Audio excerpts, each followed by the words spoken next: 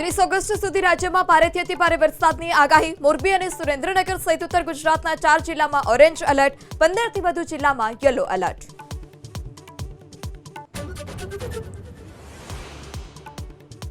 હિમાચલ પ્રદેશના ચંબામાં વાદળ ફાટતા તબાહી, રસ્તા પર અને ઘરોમાં ફરી વળ્યા કાટમાળ અને પૂરના પાણી. લોકોને બિનજરૂરી મુસાફરી ટાળવા સલાહ.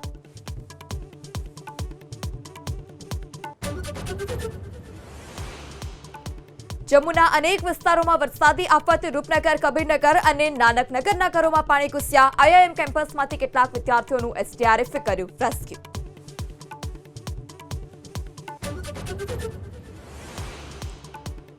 દબાણો દૂર કરવાની અદાવતમાં બે જૂથ વચ્ચે ઘર્ષણ. બનાસકાંઠાના અબાડામાં 7 થી 8 લોકો ઇજાગ્રસ્ત. વાહનોમાં તોડફોડ થયાના અહેવાલ.